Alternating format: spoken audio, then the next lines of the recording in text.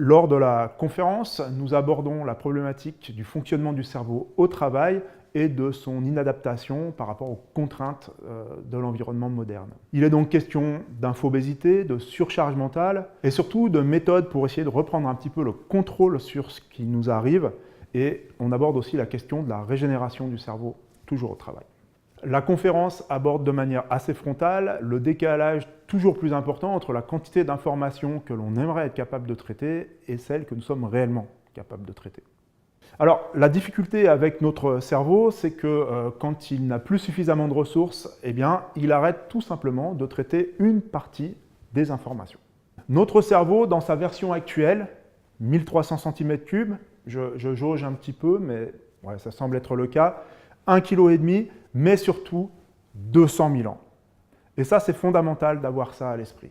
Puisque aujourd'hui, il est probable que nous ne traitions pas exactement les mêmes informations que celles que nos ancêtres devaient traiter.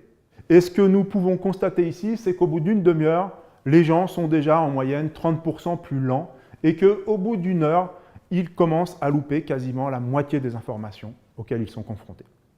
Globalement, le propos est d'essayer d'inciter les participants à devenir raisonnables par rapport à la gestion des informations numériques, notamment à partir de données scientifiques, de nos travaux de recherche, et en leur permettant également de passer un bon moment et d'expérimenter en direct un certain nombre de solutions.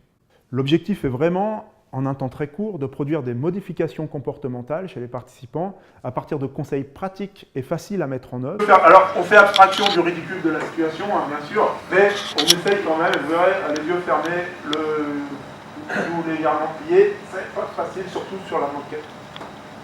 L'intérêt de cet exercice, c'est que dans mon cerveau, quand je réalise ce type d'activité, il se passe des choses.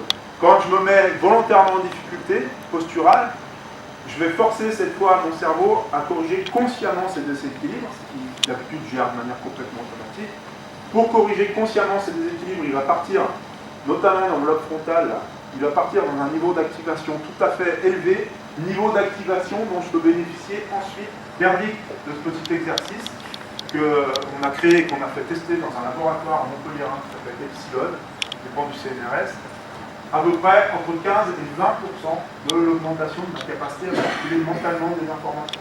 L'impact de la conférence provient à la fois du côté très sérieux du contenu, issu des travaux que nous réalisons dans le cadre de la chaire de Grenoble École de Management sur la transformation digitale. Enfin, la forme décontractée de la prestation permet évidemment aux participants de passer un bon moment, mais nous permet surtout de faire passer plus facilement les messages, tout en abordant les choses de manière très déculpabilisante. On serre. C'est bon, il y a des doigts qui béton, j'en laisse quand même du sang circuler, sinon ça va faire mal. Beaucoup se faire aussi. Ouais, je vais pas faire longtemps. Ouais, vous venez juste d'être victime d'une phase de surcharge mentale. On a désormais une vision complètement inverse et on pense même aujourd'hui que notre cerveau consomme 80% de son énergie au moment où nous, on a l'impression qu'on ne fait rien, c'est-à-dire à des moments où on n'est pas en focalisation attentionnelle.